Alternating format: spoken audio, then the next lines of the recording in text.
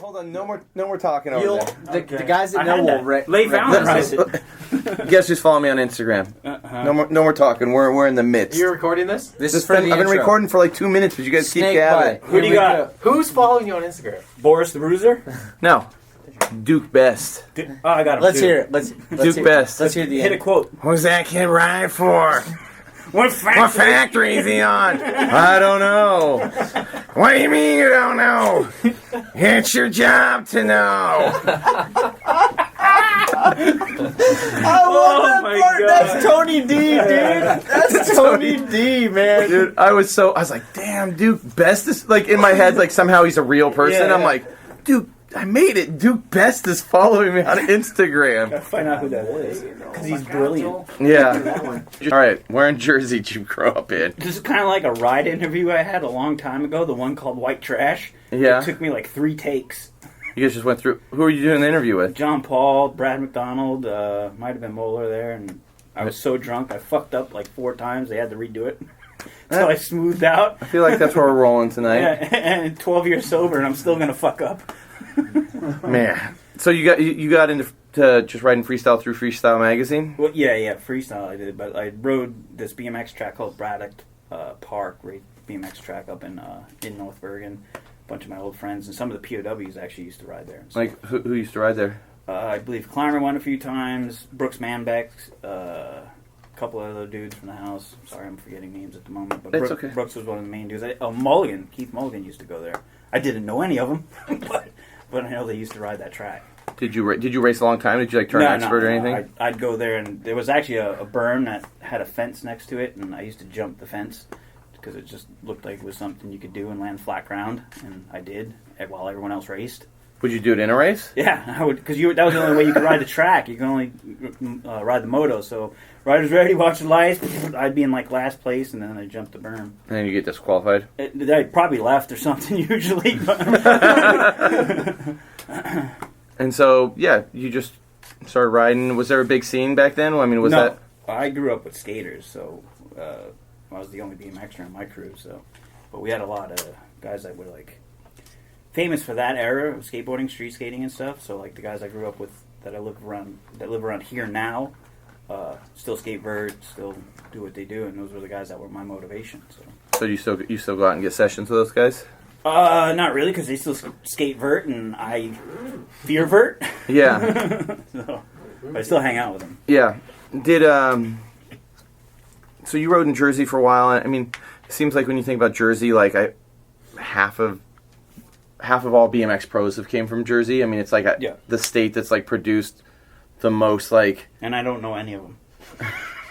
All right, but it is like it's crazy to think you're like, oh, what pros are from Jersey, and you're like Garrett Reynolds, I'm probably gonna say something that's not from Jersey. Van Homan, going back to the '80s. Well, Jeff Mayer and Roger Sullivan were the guys that were I'd be looking up to. Chris Doyle's cousin, Roger Sullivan. Yeah, Roger still shreds. Yeah, and so those are the guys I looked up to. And then by the time I left New Jersey, '88, it was the first trip to California, and I met Kim Boyle and Magoo and everyone at GT. Had you already graduated high school and you're just like, I'm going to go visit? I got kicked out of school. So okay. I got kicked out of school and then went on a vacation, and after the vacation, my mom had decided she was going to move to California. So I followed a little bit after that, and pretty much shortly thereafter, I met the S&M guys and stuff like that. So that would have been '89. All right. So. You told me once when you first moved to Cali, and you were probably following the magazines and everything at the time, that you rode, was it to Wizard? Like you pedaled like a freakishly amount of miles on your BMX bike to go to Wizard? GT. Oh, it was GT. Yeah, I was visiting Westminster, which now it really wouldn't be that far, but it was probably like a 15-mile bike ride or something on I forget what bike I had. It probably was a Haro Sport.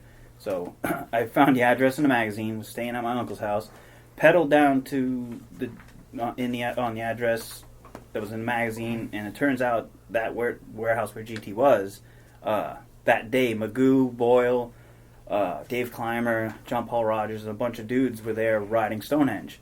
And I just saw Stonehenge in the magazines. Yeah. And the gate was locked, so I peeked my head over, and like John Paul tells the story really funny. But I peeked my head over and I was like, "Hey guys, can I ride?"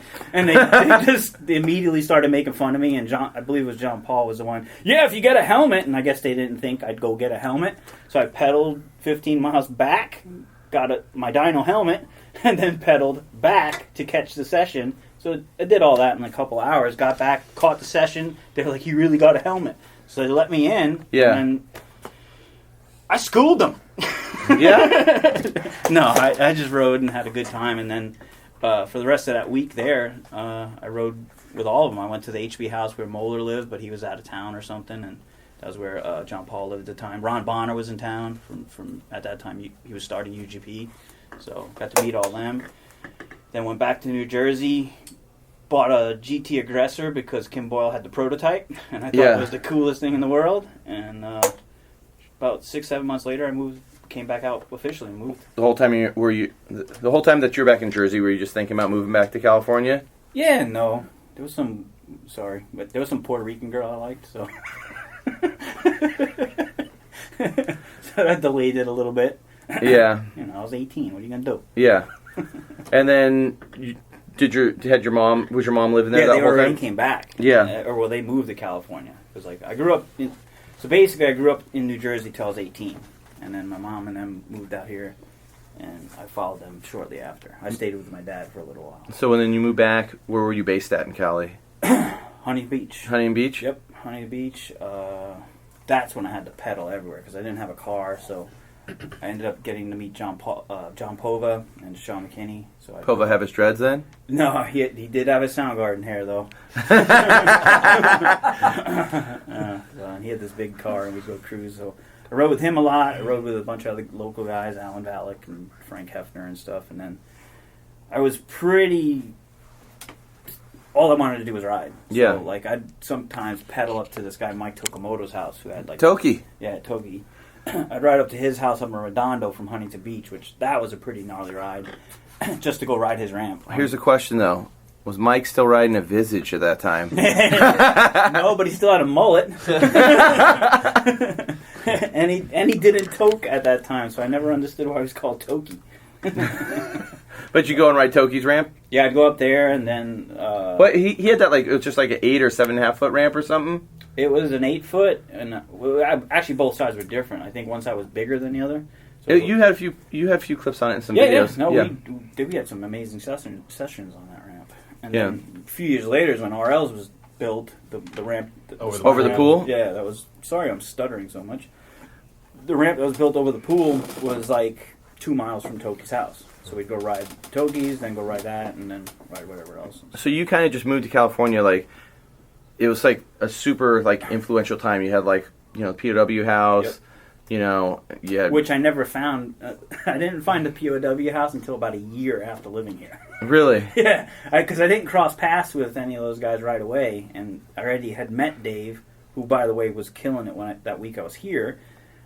Climber? Yeah, at Santa Ana Civic Center. He did some crazy shit that still, to me, to this day, it would have been crazy if you see it live. Yeah. Because he'd be going AA pro speed at stuff.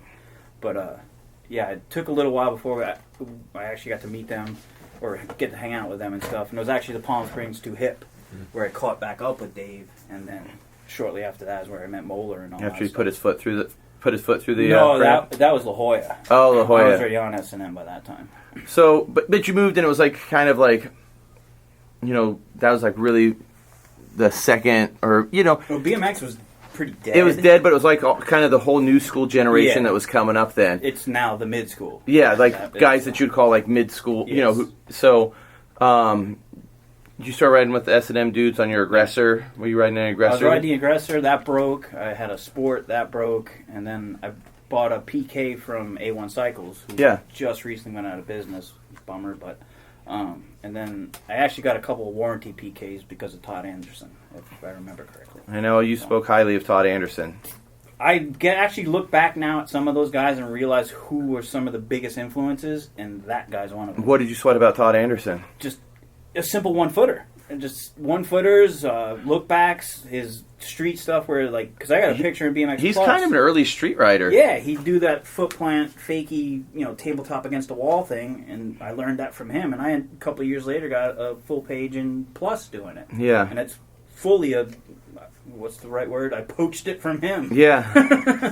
Dude, he's crazy. That alley-oop he did over that channel, some old content. He was so good. So Dial, he always nosedived in and stuff. He's locked his coaster brake up on the vert ramp. And him and Dino DeLuca, it was something about their using a free coaster that made their tricks just As a coaster brake? better.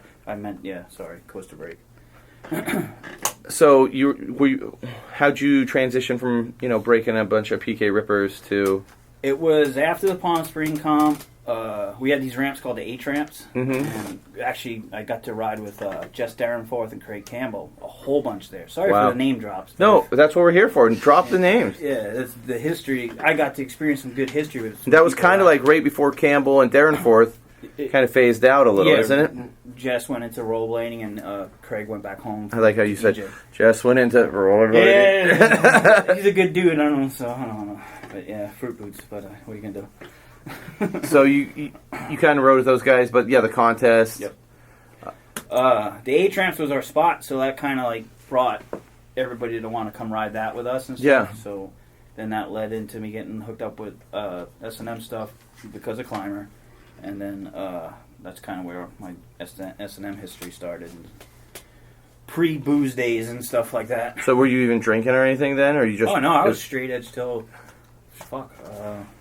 just before I turned 21. So how was that when you first got on with Moeller and those dudes? I mean, they they used to make fun of me. Yeah, because they were him and Climber, and I feel like John Paul were kind of wild at that time. I have a quote that sticks in my head vividly. At the POW house, I was sitting on the floor and everybody was drinking, and they used to drink beer. It was a box that said beer. Just some the most generic cheap, you could get ever. Generic beer that you can't even find. Like it from now. Repo Man?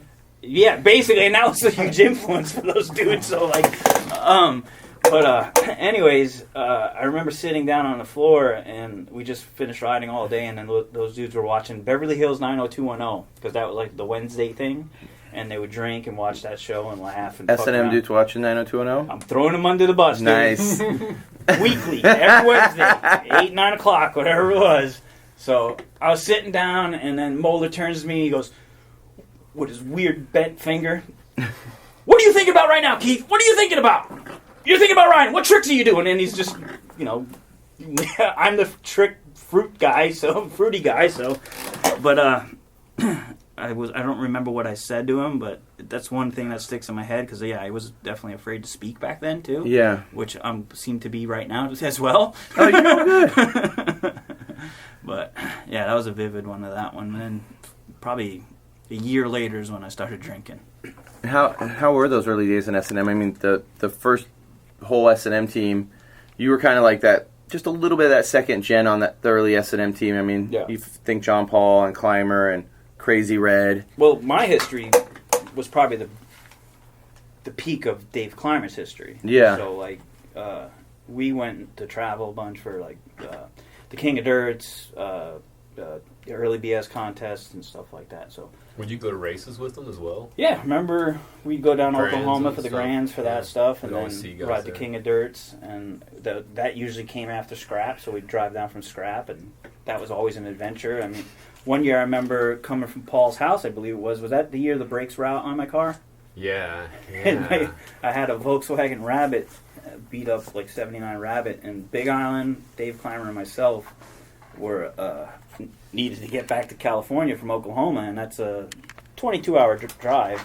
The car had no brakes, so we drove all the way back with no brakes, just downshifting and pulling the e-brake as best as it would work. That's all the way back. All the way back. And then I still drove it for whenever I got the money to get the brakes fixed. So. My gosh. So just those early. Did you go and travel with them to do the race clinics and stuff when they did the early S&M tours? That was the way early that stuff was when earlier? they went on the bus and all that, and that was before my days. So when you got on, was that kind of when they were in the middle of filming for Feel My Legs, I'm a Racer?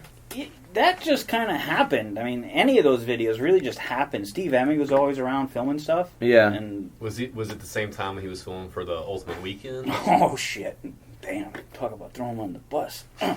Whoa! What's Ultimate Weekend? You've never seen that? No. Don't see it, please. No. What is it? It was a video Steve Emig did, the White Bear, and he tried to do a good thing, and Like a bike video? yeah. I actually, fuck, I'll say it. It did that movie database, BMX movie database thing, whatever. They have it up on there, but it was supposed to be the ultimate BMX weekend, starting from Friday to Sunday, and like you're going out everywhere and sessioning with the most epic people. Like there's a part in there with Blyther riding the Nude Bowl. Whoa! How have I not seen this thing? Yeah. And then there's some street riding, and actually the first handrails are in there that Pova and I did. Not the first ever. Yeah. For whatever. I know people But want very credit early. for those fucking things, but yeah, no, there was some video clips of us doing. I believe John's in there doing an ice pick, and I do a double peg one or something, and that would have been like 89, early 90s. This video sounds awesome to me. What? It's just funny because there's a funny soundtrack. It's like an hour Is there long. is there scripted stuff? Yeah, in it? yeah. Oh, it's like Steve starts the video coming out of bed or something. Man. And then it's Saturday. It's Friday, Saturday. You're supposed to be coming out of work. Yeah. And then going into your ultimate weekend. I'm definitely gonna check that out when I get home. Yeah, John Pesey's in it. Bob Cole's in it. Got a bunch of guys. Dang, all the Bunch of Chicago dudes. Gary Lorentz in there killing old Primo Desiderio's ramp. Dude, I'm so watching this video. I guess it's worth it. You'll get a laugh. There's some good tricks though. But it was a couple of years later that he was filming for. It filming all like kind of this. fell into place, yeah. Because I think Ultimate Weekend took a bit before it finally was done. Like 2 years. Yeah, but it started like '89 or something. And John Pova's in it a bunch, and Sean McKinney and stuff like that. Wow. So then he started filming Feel My Leg Muscles, I'm a Racer, which is the joke from Dave Clymer. And then he did the... Is that... See, yeah, I don't even know that. Well, So- actually, is that the first one? There was another one out. There was another S&M video before. Feel Feel My Leg Muscles? 44 something. Yeah, 44 okay, so something. that's the second one. And that one you actually have like, you know, in the early 90s, late 80s, there weren't like full parts, part. but you do have a Yeah, part in it, yeah. you know, where... Which, all of that was just filmed. Yeah. It was never, hey, do this, hey, do that. It just was someone had the camera. We watched the part last night. That's a good one. We watched it. You know, wall ride turn downs, That was a good part. World Industry Skate Park. You seem like you used to ride the World Skate Park A lot, until I drove the scissor lift off the loading dock, and that ruined everything. What happened with that? We might not want to put that up. No, you got tell that story. Well, why? What's up with the scissor? Dude, scissor- Yeah, I used to ride World a lot, and Jeff Tremaine was the reason we get hooked up to go And on there. Jeff Tremaine has a BMX background. Yeah, he so a lot worked of- for Freestyle Magazine, then he went to Big Brother and worked for World Industries, and then obviously he's Jackass and all the other stuff. So he was always really cool, let us ride there, and Gons used to ride there, and Rodney Mullen was always there too as well, like liking BMX. He was always kind of like, hey, that was pretty cool. You guys, I like what you're doing there. But it was a good scene, and actually one time, I think, in that video you're talking about, I hit the ceiling. And Yeah, I you're broke doing a an light. alley-oop 270. Yeah, and for some reason, I don't know what made me thought I could do that, and I hit the light, and the light followed me down, and I knew it was going to come crashing down, so I exaggerated my crash so that maybe everyone would feel sorry for me. So then I fell down or whatever. I sat on the deck, and I'm like, am I getting kicked out? I'm sorry. And Tremaine was like, no worries, dude. That was fucking rad. Yeah. So, but they let us ride for a while until, I guess, probably the scissor lift incident, so... Well, what happened with the scissor lift? So we went to a video premiere for Big Brother. It was Big Brother Chocolate Skateboards thing. Yeah. It was at a warehouse or whatever. And whoever listens to this, I don't have money for anything, so I love you. It was a wild party because I remember the very first thing I saw. I was really fucking drunk, but was Wee Man, and I'd only seen him like through Big Brother or whatever, and I was like, a midget! So I ran over to him and I grabbed him, and I was like spinning him, and well, at least trying to hold him over my head or something. And I'm like, fuck yeah, this is great. And I remember him laughing and shit, and that was it, man. They were laughing and thinking we were funny. And then I remember one part, I was wrestling on the roof with Simon Woodstock, because he had like a boxing gloves or whatever on. Yeah, he always had goofy stuff Yeah, going on. I was up there wrestling with him, and then the video started, and we watched the video, and everybody's dancing and fucking around because they had it pretty dialed in with like a real nightclub vibe. Yeah. And so at the end of the night, they turned the lights on, and there was this platform scissor lift, which was like probably like 10 by 10 maybe. I don't know. That might even be bigger than what I'm thinking. But I walked over to it, and again, sorry for the name drops, but these are significant people that were part of these stories. I walk over to it, and Jay Miron's behind me. Get up in it, eh? And fucking Mike Griffin's there, and he's like, fucking get in it, yo. So we're all fucking climbing up in it, and we get into the platform, and then it wasn't just us, because like some skaters and shit got in there with us too, so like there was a lot of people in there. And Marvin Lotterly, which I didn't know him yet. He had to been tiny. He was just one of the teenage kids at the time. He was standing right next to me, so I don't know, I guess I was the only one that could figure out how to turn it on. So I turned it on. The controller was like a fucking Atari controller. Joystick. So we started fucking moving it around, and then I was like, oh, I think we can lift it. And I lifted it, and I had it to the ceiling, which was full warehouse height. So like 20 feet or we something? were about 20 feet up. And so I was like zigzagging it and aiming it towards the door, pretending like the bay door, the loading dock door, pretending like I was going to go at it and jump out, and like I thought was being funny. Everyone's like, yeah, fuck yeah, woo, yelling and getting Miron, go for it, eh? So we're like fucking going down the aisle, and everyone's yelling, fucking woo, party! So we get to the door, and it's like the door is fully raised up, and like I had it so high that I could touch the door, and everyone's yelling, yeah, get out, let's do it, whatever. And I was like, really? Seriously? Fuck it, all right. And I nudged the handle, so the front wheels dipped off the loading dock, which was a typical, 4 or 5 foot loading dock, and the wheel went off. So as the wheel went off, everyone started panicking, like, oh, fuck, he really did. So people started jumping out. Oh my God. So when people were jumping out, it was shifting the weight, and the weight of the lift started moving forward. So I grabbed the bay door, thinking, oh fuck, it'll come out from under me. So I held onto the bay door, and Marvin grabbed the fucking door with me. So it came out. It shot out from under us, and people still stayed in it. Oh my God. So it went... So with the weight of me and Marvin on the door, we followed suit. The door closed behind us.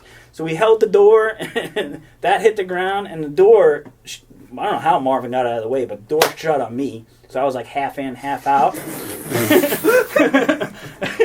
And again, I wasn't hurt. So Marvin gets the door off, I think. I don't remember. And then I jumped down, and I saw, I won't say his name, but one of the main people in charge. I was like, guilty. So I started walking towards him, and I was like, hey! And he ran past me, and I went, oh, fuck it! So I ran. I ran to the car, and we were there with some chick, and I went in their car, and I was like, let me borrow a shirt! And because, when you go to nightclubs back then, you thought changing your shirt was going to get you back in the club. They're not going to recognize you. Yeah. So I changed my shirt and went back. So yeah, I apparently thought that was going to work. So I get back, and Griffin and some of the other dudes are like, Jay, we're still in it. Miron was still in it. So we go over, and Miron's on the ground. Oh, Treanor, I'm fucked, I'm never going to ride again, And he's all fucked up, and some fucking skater guys are kind of messed up. And then we're all like, Jay, we got to go. They don't know it was us. Let's go. And we fucking get him. We go back to the car, and so I'm consoling him the whole way home, and he's puking out the window, and I think X Games was coming up or something. He's like, bleh, I'm never going to ride again, bleh, I'm done, Oof. So for a good 2 hours, we're driving back to Orange County for fucking Jay puking on the white car. So next day, the white car was all red and all fucking beat by Jay's puke. But they didn't know it was the BMXers. Apparently, one of our company owners and mutual friends told them who it was, and they found out. And they did a little write-up in Big Brother or whatever and said, yeah, it was a great premiere until some BMXers came and drove a scissor lift off the loading dock, and fucking assholes. So, yeah, never rode World Industries again. You ever talked to Tremaine again after that? I saw Tremaine almost 20 years later at a party in Oklahoma. And I was afraid. I was terrified. And he comes walking over laughing at me. And he just gave me a hug. Because, I mean, obviously, they've made enough money to compensate for whatever I fucked up. But oh, man. Still, it was a fucking douche move. Wow. I'm amazed you never heard that. I've never heard that ever. Oh, I hope that made some sense. No, it totally made, yeah. That was badass. And if you know Miran or Larry, eh? I mean, Jay's definitely wild back in the day. So were most BMXers, man. Just a lot of them were able to not get caught. I was perfect. Yeah, until I meet you for the first time, sober as a fucking... How did you meet Chad? He came to the Warped Tour, and I'm, again, probably tanked out of my mind, and he asked to ride my bike. I didn't bring my bike. This is a good one. And I'm not supposed to let anybody ride, and I was like, oh, fuck it, go ahead. And he rode my bike, and like, what, second air, you tried a 540? I was so shred-boned, I was like, there's hot babes around. It was the first Warped Tour ever, so the ramp was, what, 8 or 9? It was 10. It was 10. the Oh, was it 10? Built. Yeah. It seemed 95. Yeah, it seemed littler to me, but I just remember I was like, whoa, I got to go on the other side of the fence, and I was there with like a girl, and I was like, I'm gonna show her how cool I am. And I was talking to Treanor, and I remember there was like band people around, and I was like, he's like, oh, take a run, and I was like, oh yeah, and I think you got a Menstural Cycles at the so I'm like pumping, and I'm just like, I'm a 540. I pulled a few 540s, and I tried it like coping, and I looped out, and I hit my tailbone so hard, the top of my skull went numb. And I think I laid there for a while. You did, because I got yelled at. What'd you let the guy ride the bike for? And blah. I think you even helped me off the flat bottom. I was jacked. I just remember that day, I did that, and then when I was sitting there all messed up, the Burnside dudes like jumped the fence, and we're trying to skate the ramp, and I remember they got kicked out. And then we walked down to Burnside, and I showed you the park. Yeah, we went to Burnside, and then I went and continued to get drunk with the Sublime guys. How did you get hooked up with the Warped Tours anyway? Funny story on that one, and I'm going to get a little, and to make up for that guy that made that comment about me being drunk at the Warped Tour, it was a fucked up time, and still no excuse, but my mind was in a fucked up place. My mom, it wasn't even a year of my mom passing, and about a month and a half before going on the Warped Tour, my sister was stabbed 14 times. Wow. So by her then husband. So I was kind of in a self-destructive, pity me bullshit. So that's kind of the excuse I used to keep drinking the entire time I was on the Warped Tour. Still looking back, like I totally ruined a great opportunity being a self-destructive little prick. So anyone that went there, like the guy that made that comment, there is reasoning behind that destructive behavior, but I also feel bad being that douchebag that you came to watch ride and I was drunk being a fucking idiot. Yeah. And on the bonus side of that, though, I was on the bus with the guys from Sublime. So that also adds to the drunkenness. So there was some fun going on in between. But yeah, my mind was just in a bad place for that. And that gig came about at a nightclub. I was at some disco club or whatever in Huntington Beach, and Angie Walton, the old rollerblader that did Daily Bread magazine, bumped into me, and we did demos together and stuff, and she was like, hey, you want to get on this gig? It's a bunch of bands. And I'm like, yeah, sure, whatever. Fuck, Vert? No problem. So I got hooked up with that, and Pova was the ramp builder on that. And was Pova in Portland when I was there? Yeah. He was on the whole tour, I believe. Did y'all ride the ramp every stop? For whatever I was you capable of riding. I did ride okay sometimes and, get like 10-foot airs and stuff and probably hucked a 540 once or twice, but I never, ever put pads on. So I don't even remember you wearing a helmet that day. No, I didn't wear nothing. Well, that's what I meant. I didn't wear a helmet or anything. I would just come out, ride. Here's a funny kind of story. There was a skater on a tour, and may he rest in peace, it was Jaya Bondarov. That dude shredded, and he'd skate the ramp, and he was kind of a street skater, but got hooked up with that gig. Dude like 5-foot airs or something, but never wore pads. So I thought, well, I can do that too. so I rode every day with no pads. And there was even a part where like Joe Rich and all those dudes came and rode in some Jersey demos or whatever, and like they were shredding with like chest protectors on and shit. Joe's a gnarly vert rider. Yeah, he was super good. He stole the fucking show. Yeah. But that was the standard days when they all still rode front brakes and full faces and stuff. But yeah, I just kind of I didn't take it seriously, and they never invited me back. Clearly, Yeah.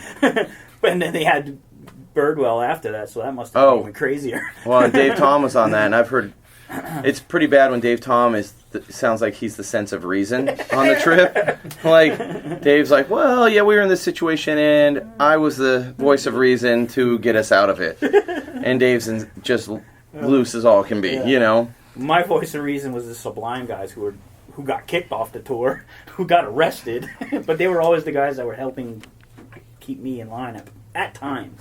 I remember when I was there, I was always bummed because every show I'd go to, some big show, L7 would play, and I'd be like, L7. And then every time I'd see L7, somebody would hit the singer with a shoe.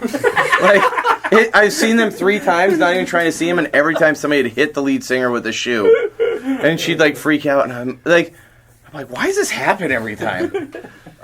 They were on that tour too. It always felt like kind of in your early S&M, even most of your S&M days, it always felt like you spent half your time in England. Like you had so much coverage from England. No, I wasn't in England. That was Brad McDonald shooting photos for Invert magazine, and I have a lot of magazine coverage in those days because I was the dude that always rode. I was the only bum. I didn't have a job, so like Pova had a full-time job, Sean McKinney had a job, and then like a lot of the other guys had jobs. I didn't have a job, and I guess San Diego was too far to drive, so I just would get a lot of coverage, and a lot of that invert stuff was shot by Brad McDonald over here in Huntington Beach, and a good portion of it was Huntington Beach High School. So. But I still remember some video footage of you over there. Like, I did go, and which still today was probably one of my favorite trips ever. Where'd you end up going? What was up with the trip? That was for Backyard Jam, the second Backyard Jam. And those were insanely epic. Oh, there was a few thousand people there, and no BMX event in the United States is even compared to that at that time. So they jump in the chasm and stuff? That was the first year of the big one. And was it the one Moeller was sessioning, or was it the Dave Clymer trying to flip the one? No, Dave came the year after us. Okay, so it was the one where Moeller... He no-handed it, and then he got tangled up or something and took a nasty slam. I think he thought he ruptured his spleen. So were a lot of people hitting it? Oh, I hit it, and here's the funny reason why I did it. So, I was sitting, again, more names, sitting in the van. We did rode the trick portion of the contest, and the comp was fun. We had a good time, and I was there 2 weeks, so this was in the beginning of the trip. So, I was sitting in the van drinking beer with Ian Morris, and everyone was cheering for Moeller and cheering for whoever was trying the clear the gap, Moeller being the only one that was doing it first. Ian was like, fucking hell, you hear that? I want him to cheer for me like that. And he fucking jumped out, and little Ginger Ninja went flying towards Was that when he was on GT, or is he on S&M? He S&M? had a GT and had a full face helmet on or whatever, and just went balls out. Never really rode jumps. He just fucking said, fuck it, I'm trying it. How big was that jump at the time? I don't want to exaggerate, but I don't know, 30 feet or something. But it was a bad run up for it. So like Moeller being a racer was probably the best one being able to get towards it. And if I remember, like I cleared the gap at Case, and I think I knee slid down. Maybe 3 other people cleared it. So yeah, it's pretty crazy for back then. And it was just surrounded by like hundreds and the crowd around it was like hundreds and hundreds of people. So it was pretty funny, pretty crazy. and on those trips, it seems like you rode a lot of dudes that you're still friends with to this day. Oh my.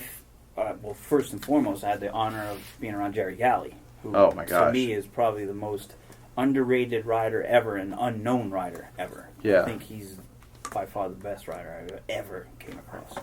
So yeah, I got to know him. We drank some Cripple Dick together. So that was a beer called Cripple Dick. All right. Was it like a malt liquor? What kind of beer? It was like a malt liquor. Sick. It was like a really strong ale. And that was still the time where Stu Dawkins and those dudes were still... Kind of was that time when him and Ian were really pushing handrails? Yes, that was when they were pushing the rails. Stu had an afro like fucking 8 feet wide. Yeah. Yeah, and then that hence the '70s name. Stu was doing rails and building his scene, and that was the second backyard jam, and I believe the whatever one bunch that was after that was even more massive. And you were like in some of the early backyard videos too. Yeah, that to me actually that's my favorite part I ever had. That was it on location?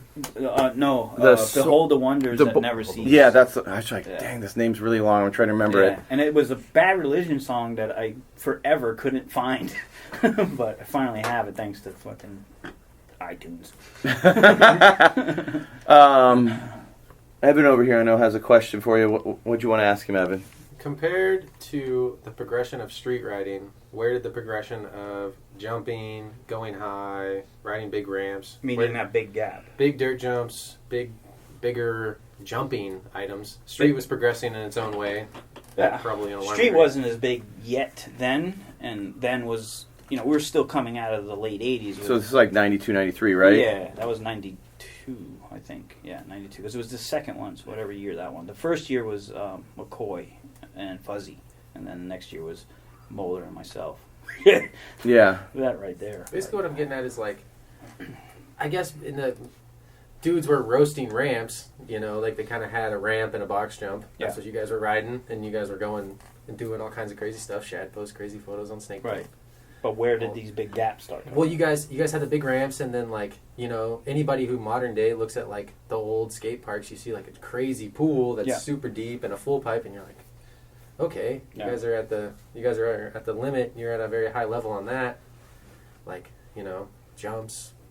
How did it Jumps go? took a long time before they got good. Right? Yeah, like You would just know how to build them, right? no one knew how to build them. I mean, I would say real good jumps weren't being made till probably the early 2000s, and minus Posh and the guys out east that were doing great stuff hidden in the woods. Sheep Hills was always kind of up and down and never really massive. And then we had that Dover jump, the Dover gap that was on the side of the cliffside. I camped at Dover. Yeah. Dover. I camped at Dover, and the cliff jump wasn't running, but we got to see how big it was. And yeah. It wasn't that big of a gap, and then but it's probably because it didn't work the roll in and stuff. It was hard to get in. Like, it was hard to drop that roll in. And again, a good racer would get in there better than a freestyler like me or whatever. So Moeller and all those guys rode it really well, and Todd Lyons and stuff. But the gap, I mean, it was still crazy, especially for them. And when you were riding Dover, those jumps weren't that big. I think the biggest gap was maybe 15 feet or something. So you were coming from that to that gap, which would have been like 35 feet or something. Yeah. But you're on the side of a cliff looking down at the ocean. No, it was literally on the side of the cliff. Yeah. I drive past it when I'm going up PCH going, there was a fucking jump there. Yeah, no, I looked at it and I was like, if you went over 5 more feet, you'd tumble down a cliff into the ocean. And that was just a weird concept from Hippie J, this kid that created Sheep Hills. And that kid put in the work for Sheep Hills first, and then he started working on Dover. And one day we all just went to ride Dover, and he was digging on the side of the cliff, and we're all like, what the fuck are you doing? What are you on today? Yeah. Because he would dig high and stuff, and next thing you know, a couple weeks later, he had this massive gap on the side of the mountain, or the cliffs. Sorry, mountain. I'm up in Big Bear now. It was big. Yeah. It was big and scary. Yeah, to answer your question, that was like maybe the next after the big gaps in England. They always progressed it every year, and then I think the fat BMX jams would make pretty big gaps and stuff. But yeah, I don't think anything was really getting dialed until like even the X Games started to bring in some better looking jumps and stuff like that, and better lips and everything. But Did you ever ride Mission Trail? I know you rode Mission Trails in San actually, Diego. the Mission Trails was pretty good. The lips were kind of sculpted, considering most lips weren't very good. Did you hit the death jump? Did you ever hit the I death did. jump? I never made it. No. Sounds like Volker is like the only dude that could consistently ride the death jump. And it wasn't big. It was not big at But all. it launched was you just super high. It was something weird it did to you, and like I was there for that 2-hip where Fuzzy 360s it, and Doesn't Crazy Red fly into the crowd and stuff? And it was insane. And what's crazy because that death jump, the other jumps, they were barely 6-foot gaps. They were pretty short. Yeah. But they were just perfect for style tricks. And like I have a bunch of clips riding there, I think One of those is it videos. 44 something? I think so, yeah, Yeah, 44 something. Because there's the POW. No, it's the Holy Land Pros part when Ian and them come up, and you guys, Will Smith, I think. yeah, and you guys are riding there a bunch, Yeah. and yeah, but everybody said that even those little jumps were kind of weird because they were almost like vert lips. Yeah, they were. They were. To be honest, that was probably the beginning of guys actually sculpting lips and making it look good. Like, Yeah. they looked like quarter pipes. So, like today's standard, Yeah. everything looks like a quarter pipe. Trails. Yeah. So the death jump was different than. No, it was a pretty. I don't remember if it was a. It didn't look like the other lips, but It always looked like a big step up, Yeah. like a step down tabletop to me. yeah. It just shot you up really high. It shot you up, but it did. It sometimes it shot people up. Sometimes it shot them too far. And so, like I said, I didn't make it. So Like yeah, during that 2 hip contest, it literally looked like the only dudes, which is it's weird. Volker wasn't in that contest, he probably was hurt.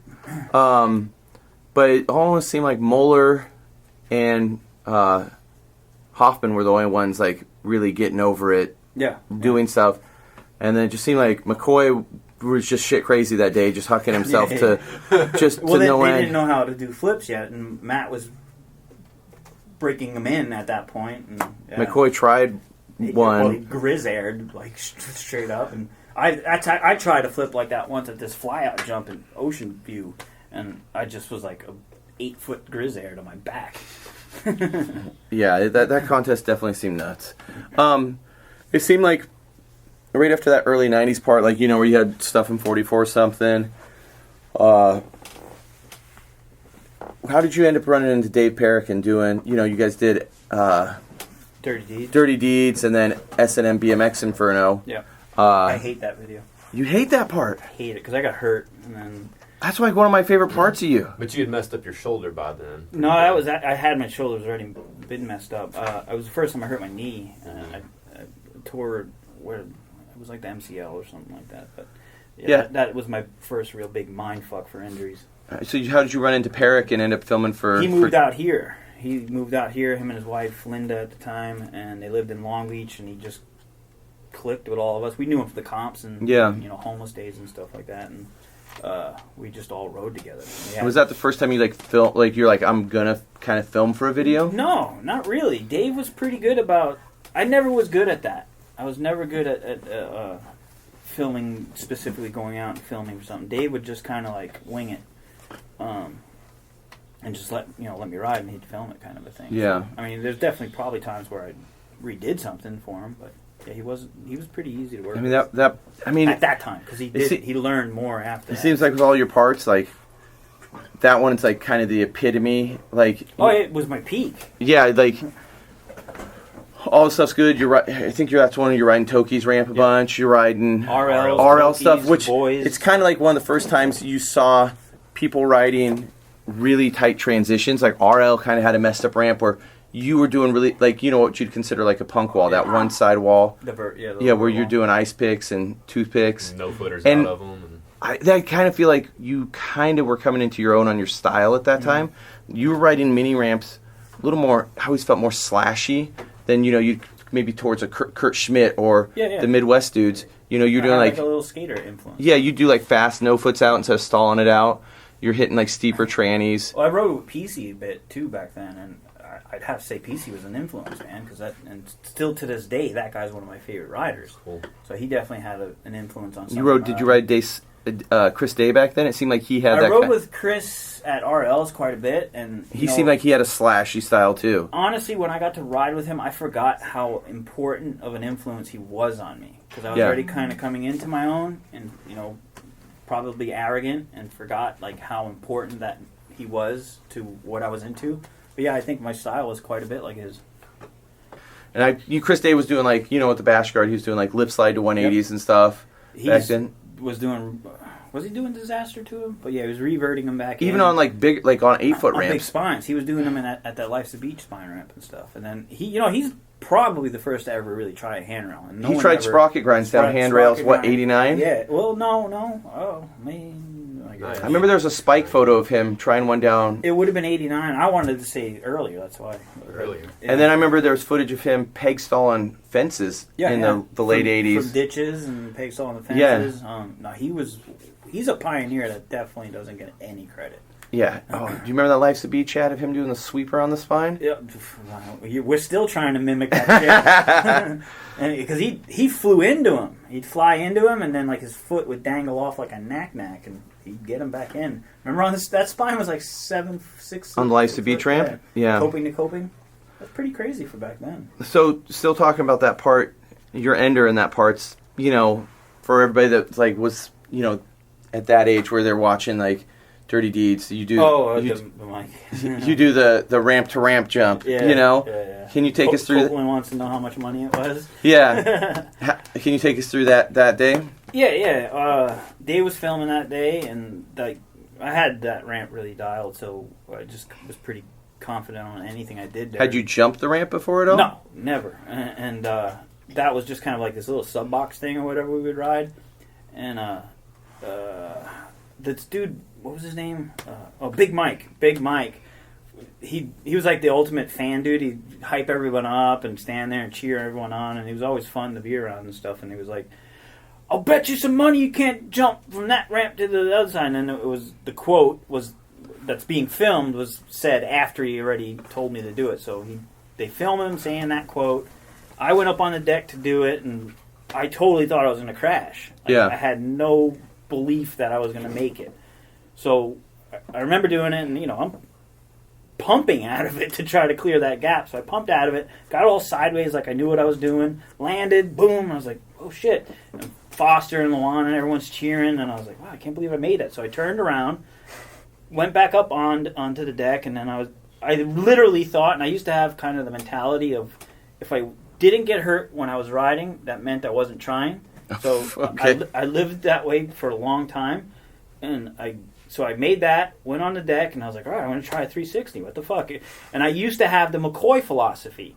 If you can straight jump something, you can 360 it. Yeah. So I've always lived by that. And I used to do some big stair gaps. I wish I could do it now because I've done some pretty significant ones that were never fucking filmed.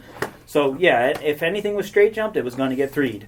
And I went for the 3 and pulled that, and yeah, I ended up winning, I think, $8. So, and I got 8 32-ounce St. Ives beers. Beer money. I just remember we'd watch that and we'd just be like, "That's the craziest shit." Just 3 in that thing. That's my favorite. That's good. Hands down favorite. I say when I would text Keith, like when I first met him, just randomly like, "Oh hey," and I was like, Keith, the Madman Trainer, every time. Dude. Well, that name stuck, and then is that where the name came from? It came from that day, and then a couple years later, as I became more of a drunk, that was like my drunk name. The Madman was out last night, and that dude used to come out a lot. So, so after that video, did you guys just start filming for S&M BMX Inferno right after Dirty Deeds? No, I think that was like a year later, and like I had gotten hurt. And just kind of was on I wouldn't say a hiatus, but it was because that would have been before Warped Tour and stuff. And yeah. But Dirty Deeds came out while I was on the Sprocket Jockey Tour.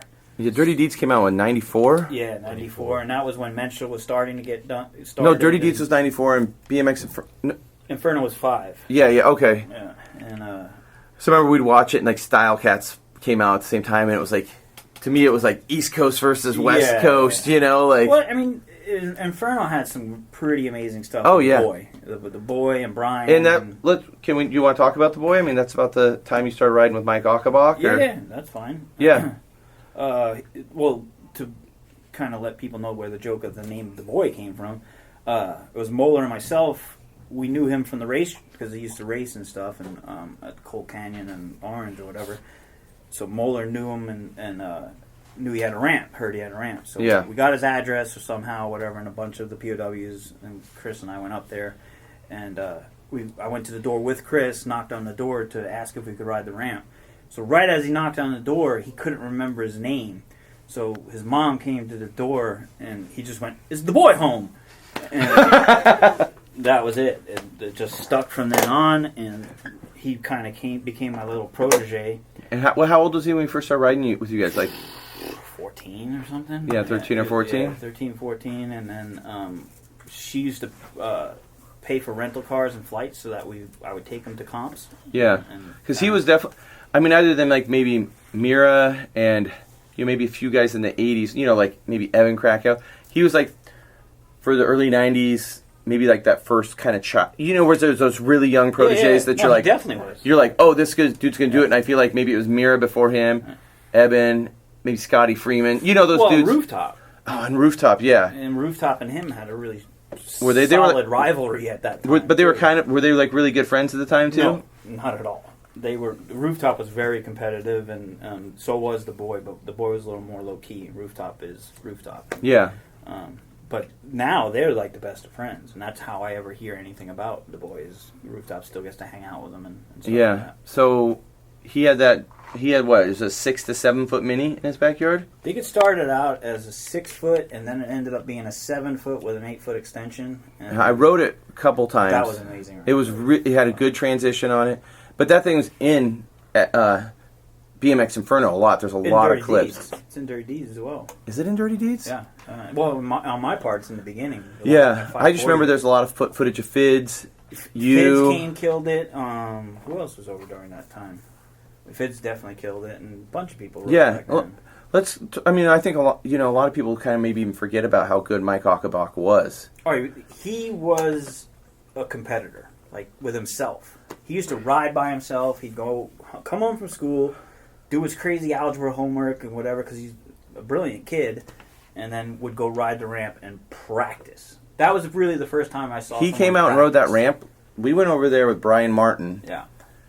He, I think, was doing homework. Yeah. He came out and rode the ramp for like 10 minutes. Yeah. Literally destroyed it. Yeah. Like 20-foot long alley-oop ice grinds. Yeah. It's like, hey guys, have fun. Went back in the house. And then I remember seeing him ride at a Merino Valley contest on that 7-foot spine. Yeah. And he definitely compared to... It was like, he had your style. Like, definitely you could see the influence from you with like toothpick to no foots in, some ice pick variations. But then it was like... He had his own thing. It was like turning into the... But he was so smooth, and he was like one of the first dudes that was really... he invented what, bar spin to bar spin? Yeah, I don't know. Or like one of the first dudes. He had a lot of that style. Like I said, he really... You see this now with riders. They practice. Like, I'm not a practice rider, and most of the people I ever really rode with didn't practice. He used to come home from school and go in the back, and he'll work on a tail whip.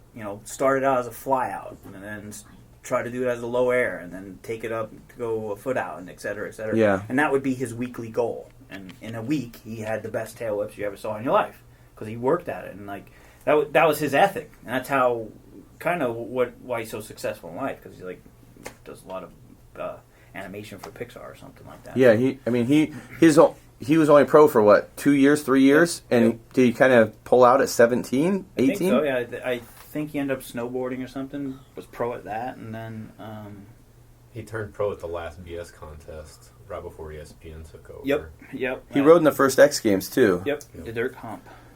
Yeah, no, that was the second one, I think. Right? Because I rode the one he rode in the dirt. Yeah, he rode contest. I was at the first two. I think he really ate shit on a double bar spin. Oh, yep. Well, I remember. Yeah, he taught me how to do bar spins. Yeah, so. Yeah, he would have. But yeah, I mean, at that time, it really felt like you guys were two pieces. I honestly thought him and Rooftop were like best. It's magazines. You're like, oh, him and Rooftop are best friends. Oh, they were friends. They were definitely friends. Yeah, but there was definitely a rivalry because they were both the new young guys coming out. And the boy would have seemed like someone that just had it, and Rooftop worked really hard for it. And still touch on that video with your part. You said you weren't happy with your part in that video. Inferno? Yeah. Yeah, well, that's because I got hurt and stuff. And then I still thought that part was fun. It was that song, the band that's playing the kids. Yeah, let's talk about the kids from Whitney High. That was a handicapped punk rock band. And I was at a bar one night and I fucking stop, please. The fucking Amish are here. What are you guys doing? I can't. We're just sitting here. We're literally just sitting here with these nice hats. All right, on. stop. Let us go. I'm about to kick all three of you out of the room. I wanted to keep speaking and I couldn't. I was like, oh shit. I'm just gonna sit back. You guys just need to relax. Dude, just go with it. It's a podcast. It's He did a supposed man, to be. dude. You just keep talking. I don't mind the Amish. Let them live. All right. I'm fucking telling drunk stories. Dude, and we're drinking to All right. We're drinking. So the kids from Whitney High are playing at a bar, and I hear this punk band, and I'm like, wow, they fucking suck. So I go running out to the stage, and I see these bunch of handicapped kids singing, and a punk rock band behind them playing the music, and I'm like, oh wow! Like I fully was going to yell at them. So like, you thought it was just a sucky bit? Yeah, I thought it was just a sucky band, and then it turns out it was a punk rock band, a handicapped punk rock band. Yeah. So and that fucking stuck. So I didn't know that. I just felt that part was like so fun. Yeah, you had some fun pool clips in it. and it fit because I'm an idiot. I'm not a fucking Slayer burly dude, and that parrot was showing. I'm a fucking retard. Yeah, because you wrote to Slayer and Dirty Deeds. Yeah. So, kind of after that time, did you got hurt around that time? Yeah. What'd you end up hurting? That was my right knee, and I guess that was at that time the MCL or something on it. So it wasn't so much the injury as it was that was the first time I really started to get a mind fuck. I think it was before BMX Inferno was starting to get filmed. I hurt my knee for the first time, and that was like my MCL or whatever. And it wasn't the injury; it was just more of the mind fuck. And then that's where I really started to learn that like I can fuck with my own head really, really well, and that's pretty much what made my part like crap. Was because I couldn't focus, I couldn't, I wasn't into it. But what I also did learn is the new generation was coming in. And that was the guys that were ready to film, that wanted to film, that were hungry for that type of riding. I just kind of always rode, let the camera film, and whatever happened. And unfortunately, there's a lot of things that I have done that there's no video footage, there's no no pictures of it or anything like that because of that mentality. So fortunately now you have guys go out to film a clip, they go out to shoot a photo and stuff like that. So I just didn't have that mindset back then. And but plus, Rooftop was coming up strong, The Boy was coming up strong, and just how old were you about that time, dude? 22, 23, 24, something like that. Yeah. I'd say 23, 24. And were you still going to like BS contests and stuff then? Yeah. I had invites for the X Games back then. And I had invites for the first and second one. I didn't go to the first one. Went to the second one. Got on the deck. This is kind of an infamous story. Like I got on the deck.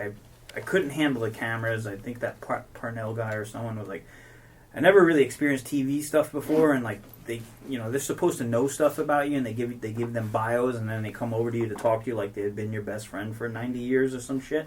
And that would turn me off because like I really cherished my real friends and stuff, and like don't act like you know me kind of a thing. And so that kind of was a bit of a reality check, kind of culture shock, I guess, for me for dealing with television. I didn't know how to work with that. And then I was on the deck, and then again I started to realize that I am a huge mindfuck. Which once something gets in my head and I can't focus, everything becomes a distraction. And I was on the deck, all I wanted to do was figure out my lines and figure out the ramps. And that was always my mentality of contest riding, was I'd feel out the ramps, figure them out, and then that's it. I would just not really ride anymore until the actual contest. And I think I kind of learned that from Miron or something. And then I was trying to do that there, and I just couldn't get it going. Because usually I'd go into the contest and then just go balls out there and probably try something that I'd crash on or whatever. But at that one, I just couldn't get into the swing of things, and I had a fucking pussy temper tantrum, and I just left. So I left. I went back to the campus or wherever it was they put us up in, and I started getting drunk. And by that evening, I used to hang out with, I won't name drop those guys, but everybody knows who the superstars were back then. I used to hang out with them quite a bit, but I definitely wasn't a rider as good as those guys. But I thought they were friends. And it was from that point where I realized, okay, these guys are fierce competitors. This is their livelihood. That's where they're going to go with this. I, on the other hand, was from S&M, and I like to party, and I just want to have fun. And I thought I was coming to contests to hang out with my buddies and have a good time and get 6th place. But the guys that I would party with normally are now here to win. And that's where, for me, the transition changed. And I got drunk that night and fucking told a bunch of them that you're sellouts, you're not my friends, and made some enemies and stuff. But now, quite a long time later, a few of them have said like they understand my point of view. We just were in different areas of life and where I wanted to go. So, but ultimately, I look back at it and go, man, I'm a pussy. I threw away a fucking great opportunity and just couldn't focus on it because I was a fucking pussy. So, yeah. And more power to the dudes that went really far with it. So I never could live up to the hype. That was always another problem. Was that just more pressure? You just put weird pressure on yourself? I just talked myself out of everything, and then, like I said earlier, with the one beginning issues, like on the Warped Tour with my mom. My mom was my first excuse to be a fuck up, and then the other things that happened in life, I just kept using those as more reasons to be more of a fuck up. So again, just being a douchebag, pussy, using excuses to get drunker, and you understand what I'm saying? Yeah. All self-destruction is just a pity party. Yeah. And that's what I've learned. I was just in a big pity party for a long time and got myself out of that. But that was definitely the beginning of some of those things, was just realizing like, I'm not those guys, I'm not a competitor, I'm not as good as them either, so where do I go from here kind of scenarios. Yeah. In the mid-90s, though, it did seem like, you're comparing yourself to some of the superstar dudes, but I feel like, media and maybe just other writers kind of almost lumped you in. You were on the Sprocket Jockey Tour, which seemed like, that was like the creme de la creme. It was like the OG dudes like Hoffman and McCoy and stuff, but then there was like you and I think Taj even rode in some of them. Taj came after, the year I did it was Hoffman, Miron, McCoy, myself, and Jerry Galley. Oh, Jerry! I didn't even know Jerry Galley. A couple of times. Dorn was the first. The year I did it, Dorn wasn't there. He was on something else. Actually, I think Dorn was no. But y'all did do that Houston that was card Swope. thing. That was Swope. That was Swope and McCoy and you. Yep. That's right. Dorn wasn't on that. Sorry. One. Dorn always did the Dallas. That's right. Dallas Fair, and Mira did those as well. But that summer, y'all were doing shows on the East Coast. You and Jerry Galley and Swope. Swope drove the rig back, but the demos were Hoffman, Miron, McCoy, and Galley, and myself. That's rad. Yeah, and then Galley did a lot for any days that someone would get hurt or something, so he filled in that. That's quite a lineup for a Oh, no, show. It's insane. Those guys, to me, were the elites. But from my side looking in, I felt like you were... Yeah, you were right there.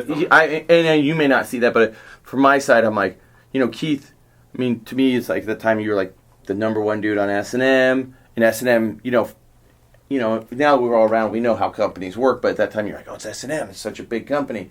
Keith and Clymer, they're the dudes, and you're on the trips with them, and, I was like, you were, to me, just at the same level as them, and I do feel like you still have the same influence on a lot of people at that time, but it seemed like you had a lot of stuff going on then. Is that that's right around the time when you guys started maybe talking about or doing Menstural Cycles? Oh, it was exactly that time. Can you fill us in on what happened with that? So that would have been 94. That tour started right after the Kansas City BS comp. Yeah. And that's when Jerry Galley came over for the first time.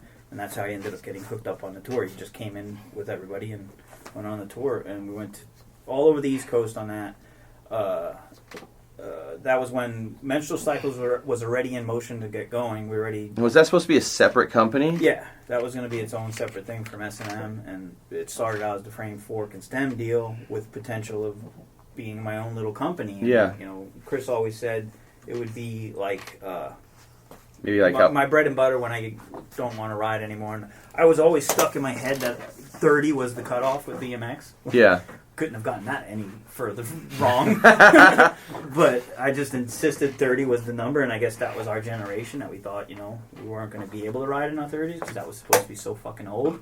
Because no one really hit that number yet either. Not at all. Now, look, guys are hitting 50.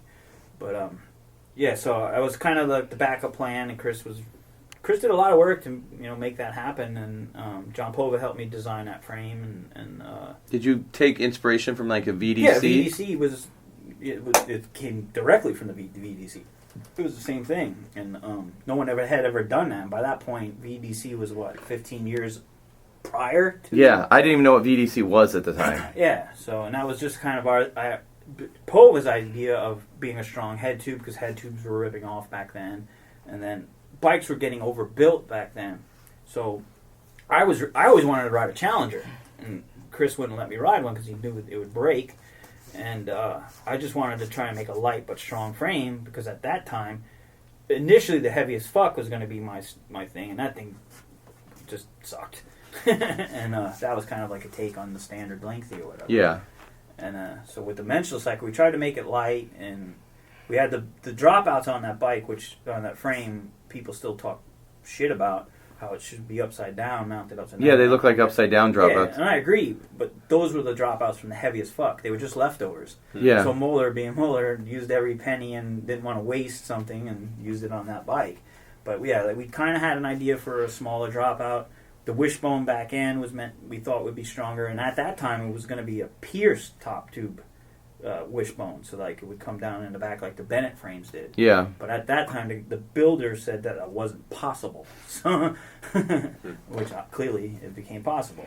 But it still looked good, and but the weight on it was still, a 6-pound frame or something, which still wasn't as bad as the 8 or 9 pound. Oh yeah, yeah. Out at the time, so, and then the name came just as a joke, clearly Menstural Cycle, and Moeller kept it as a joke of, you're bleeding at least one full week of the month, and blah, because I always crashed and shit. Yeah. So that was the joke with that, and then the stickers on it were meant to be me driving. They're actually stickers from this comic book called Trailer Trash, and the sticker was supposed to be me driving some beat up car and Big Allen stand behind me because I left him behind and he was holding a beer. So, and yeah, so it was definitely during a time when S&M was the only ones doing something funny. Yeah. And again, it was. I mean, S&M definitely felt like the fun company at that time. Yeah, and then again, the whole Slayer hardcore shaved head thing that everybody thought I was some crazy arrogant dude. I actually thought things were funny. Yeah. And I had no problem being made fun of.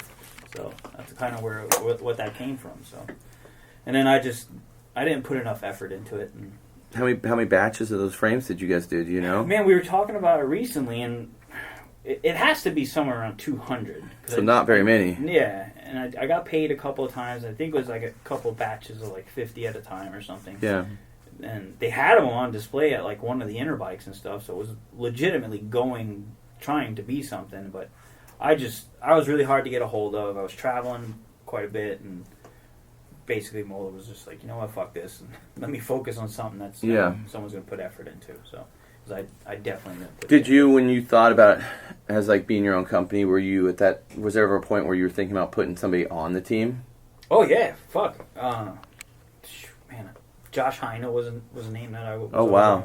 Josh Heino, Chris Holman, with the boy McKinney, because I did want to do a flatland one, and then and Pova. Sorry, yeah, Pova. Oh, that would have been awesome. That would have been an awesome team. Yeah, because Josh, I'd heard about a bunch from the East Coast, and then right around the time when it finally was launched, I did some demos with him in LA, and it was his first time being out here. And yeah, stuff, so. that would have been an awesome team at the time. I told Chris Hallman for the first time recently. And he was like, "What the fuck, really?" Dude, Hallman's so good. Yeah. Did you know Hallman at the time? Yeah. No, I knew all the East Coast guys. Scheimerville's where I used to go there a lot, and then the POWs being from Bethlehem and stuff. So. Right. So where did towards the late '90s? I mean, you kind of were starting to fade out a little. Yep. Were you still excited about riding, or was it just kind of? Was that X Games thing kind of the start of the end? That was sort of the. I really became. I really became hard to get a hold of and stuff, and I would just kind of hibernate with some people I lived with and stuff, and partied a lot and still rode. And then when I rode, it was at the time when I could still ride and really put effort and shred. You know? Is that about when you got that cover on Ride and stuff?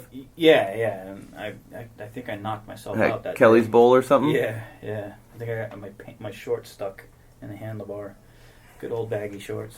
But Yeah. I would still be able to ride and be stoked on what I was able to do, even not touching my bike for a month or something like that. And, but yeah, I still loved it, and it was just I definitely didn't have what it takes to live up to the hype. Yeah. And I understand that a little bit clearer now. But I also feel bad for it. Like the guy that made that comment on Snakebite, I feel bad that he went to go see a demo with BMXers, and I was drunk. Yeah. And I didn't know, or like yourself too, I didn't know what S&M meant to people. Oh, dude, you were so cool. You were cool. I didn't even get a bad vibe from that. You were cool to me. We just walked down to Burnside. Yeah. I was like, "Wow, shit! I'm hanging out with Keith Treanor. This is awesome." You know. I just never knew it meant anything to anybody, and sobering up and getting older and realizing that what an influence that generation was on people blows my mind. And yeah. I didn't know I was even lumped into any of that, and I do feel bad that I was a bad representative for it, but it was also the party stage of. I mean, a lot of people go through that, you know. Well, I mean, just this. Everyone partied during that time, and I just exploited it and wasn't shy about being an idiot. Yeah. But but I have seen a few comments in recent years and different things with older people like us now, and I feel bad for being that dude that you could have looked up to because of the magazines, and then I never took that into consideration, like how much magazines meant to me, and then now I'm in them and people are looking at that the same way. I just never... Like the way you looked at maybe like Fiola or something. Yeah, and I mean, I'm definitely not, I'm sure, and I know, and it's not that type of influence, but still it was an influence, like, with guys on the East Coast. They'd be like, damn, this guy's from New Jersey. If he could do it, I could do it. Yeah. Kind of a thing. And that was, now that I know that, I feel good about that, but I didn't know. I seriously didn't know what... But you still, I mean, looking back too, you weren't very old either, you know? No, and as immature as fuck. So, yeah. I still can't say I grew up. I'm 44 years old. So, did you see these toys behind me? I see them. About when was like when you, because you did quit riding for a while. Didn't you end up moving to Florida for a short time in that whole? In 2000 and 2001, I went to Florida. And you were already off S&M then, right? No, that was a kind of a skewed thing that everyone got a little mixed maybe up. Let's go into how you left S&M and. It really wasn't a leave S&M, but it definitely, Chris got pissed off on it. And so, long story short, I did demos. I got hooked up I lived in Florida for a little while. I went back east after leaving California in 2000, and I ended up in Florida. Really sketchy scene. I lived at this fucking tweaked out heroin house in Tampa. I wasn't on heroin, but the people I was with were. And Ron Bonner from UGP at the time came all the way down to Tampa to pick me up, brought me back up to Orlando, helped me out big time, put me to work at UGP. I did that for a few months, and like he knew I was trying to get back on my feet and stuff, and like I rode for UGP during the good periods too, so Ron and I had a pretty good relationship. And somewhere in like 4 or 5 months into working at UGP, I got a call from Hoffman about some demos that were coming up at Universal Studios. Yeah. And I said, man, I haven't been riding that much, but and they were vert demos. I was like, but I'll fucking go for it. Yeah, why not? So it turns out it was a 2-month summer-long gig. Dave Brumlow was in them, and Mike Andrews and a bunch of other Florida locals and stuff. A bunch of good riders. First week I was riding pretty shitty, but then it all fell into groove, and plus I was drinking, so the edge was off while I was riding. So, but I did that for a while for the summer tour, and then after that I kind of bounced around for a while. I ended up back in California, and then back in Jersey, and then back in Florida to do the shows again in 2001. And in 2001, I was just so badly drinking and fucking around too much that I got fired from that gig. Yeah. And so after that gig... What'd you do to get fired, Keith? I was drunk while I was riding. Yeah. This is funny, and if you can just picture this, it's lame as fuck, but it's funny. Brumlow was the vert rider. I believe Eric Soda was up on the vert ramp, and then it was myself. We'd ride the box jump in the quarter pipes, and then have to go ride the vert ramp for the vert portion of the demo. I used to go pretty high still. I'd get like 10-foot airs, and me and Dave Brumlow would battle to see who would go higher that day and stuff. But I'd be drinking throughout the whole day, and like that's another reason why I had no fear of it, because I was pretty tanked. Yeah.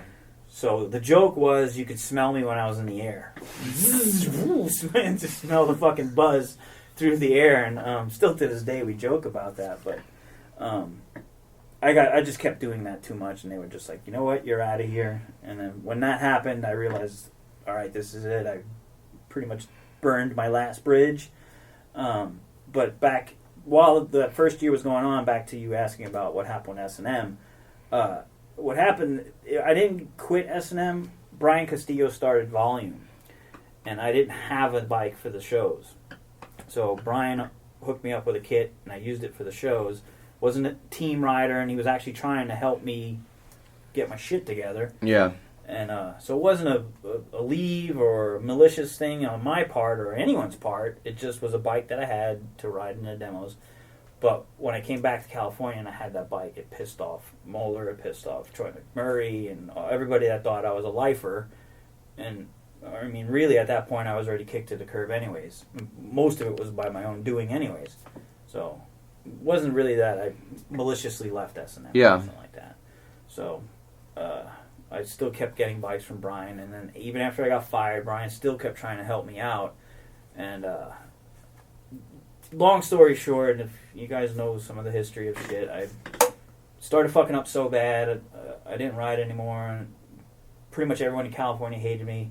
I ended up back in New Jersey, and I had nowhere to stay. My dad was back in Ireland, and my sister didn't want to deal with me at all, so I ended up homeless.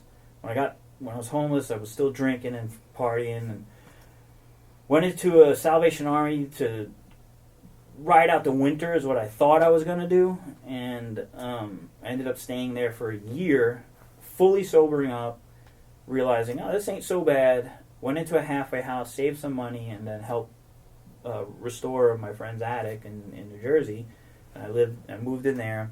Got a bike from Brian by that point. Actually got a bike. About what year was this? That would have been, fuck man, I'm sorry, I'm a little off on things, but 2015, 12 years. 03? Yeah, right around 03. So I had probably about a year and a half hiatus from not riding at all. Yeah. Brian gave me a bike when I was in the halfway. And house. that year and a half was like when you were at your worst. And I was at my worst, and I went away. Yeah. So because Brian actually interviewed me for that Gypsy catalog. Yep, I have the catalog. Yeah, and I was just coming out of the Salvation Army thing. I worked for them as a store manager, and then I was going into a halfway house, and that's where I was saving money and stuff. So built a apartment in my friend's attic, got a really good job, et cetera, and then at some point I ended up moving to North Carolina, and this one actually kind of bums me out because I lived really close to Greenville, and that's when Greenville was kicking. Like, yeah. It was going off. I'm now friends with Mike Laird, and I didn't know he kind of was influenced by S&M in those days and stuff, so I consider him a good friend now, and he was a fan, I guess, at one time, and he was like, dude, you could have rode with me, you could have rode with us guys, and I was like, fuck, really? And even still now, a little over 12 years of sobriety, I still don't know who I've pissed off through the years. Yeah. So I'm always a little nervous of things, but point being is I lived in North Carolina, and I could have rode that scene, and I was afraid of it. Brian had given you a bike, and you had a bike again. Yeah, and then he kept hooked me up with things and stuff. So I never went without a bike for a really long period of time. And then even when I didn't have a bike, I knew street riders in New Jersey. This kid Kevin and a bunch of guys that ended up riding for Animal. Yeah, I used to borrow bikes from them. So, and those kids used to get me beer. so like I'd hang out with them, tell them the fucking war stories, and yeah. So I really never went out was without a bike for a long period. Well, and then after you kind of got sober, it seems like you're riding pretty hard again. Like it feels like, and I think that's just BMX in general. There's so many dudes that are older that are. It's not like you're going out like I'm. You know, like you said, if you're not hurting yourself, you're not riding hard enough. But you still, it's fun. Like I always tell people, it's just fun now. I just try to hang out with the dudes I like. Like somebody's playing baseball or something with their friends, and they're like 40. I'm sitting on the deck with some of my friends and just riding. Yeah, no, it's the same. It's it's our hot rod club or whatever. Yeah. And to me, it's fun. Like BMX is always fun, and it was always my outlet. but I did want to learn, and like I did live with that philosophy of if I'm not getting hurt today, I didn't try. Yeah. And that was the progression. How it always worked for me. So that did take its toll at some point when I realized like, oh, I can't, or I choose not to, and so that made me kind of like not ride as much, just because I thought I had to live up to my own mind's expectation. Yeah.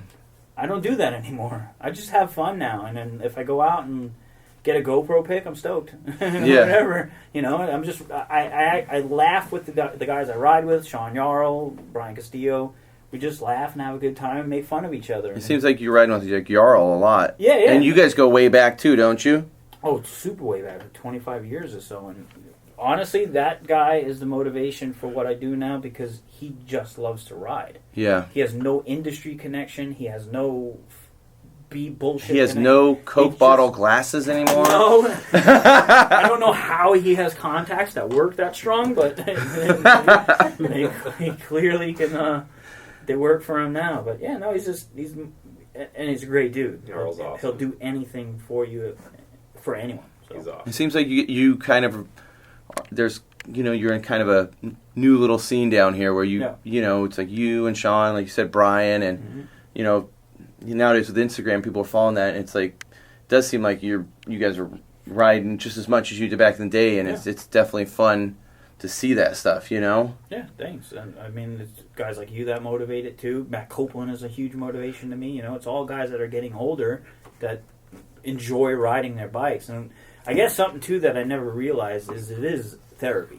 It's get away from fucking work, get away from.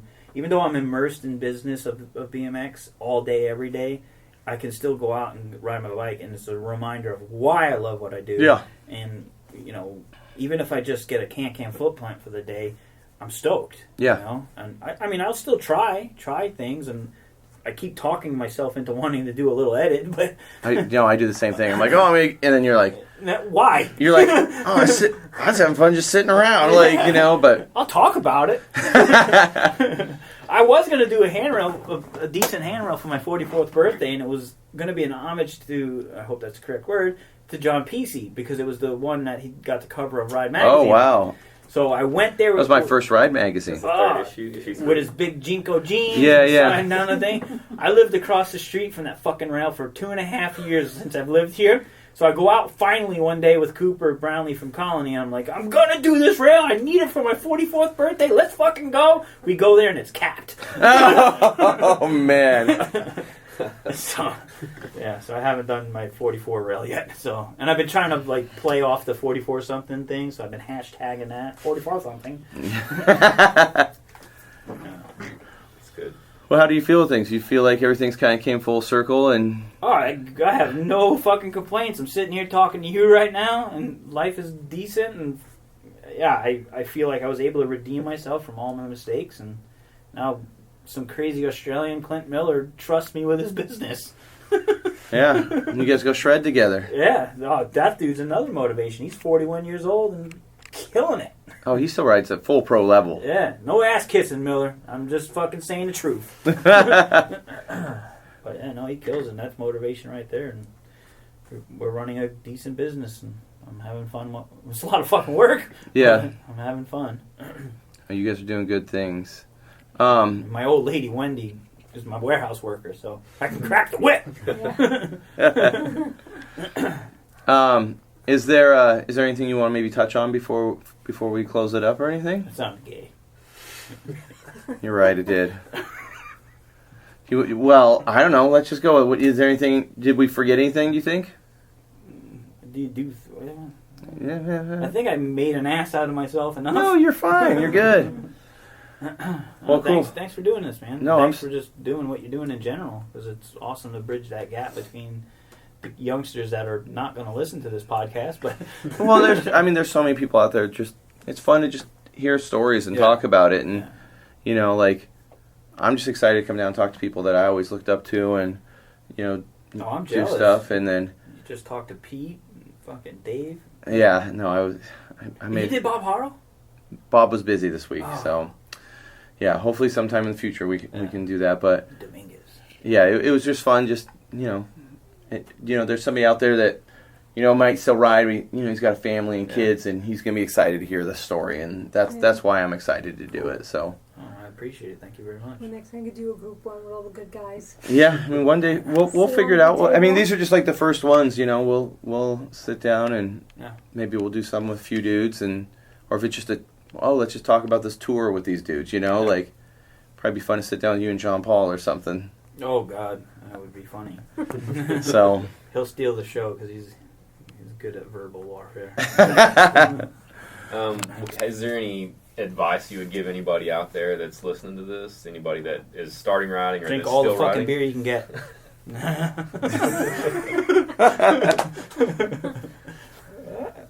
Yeah, just have fun. Period. I mean, especially this day and age, everybody wants to be sponsored, and it's just this business is so much harder, and there's not much money in it that everyone seems to think there is.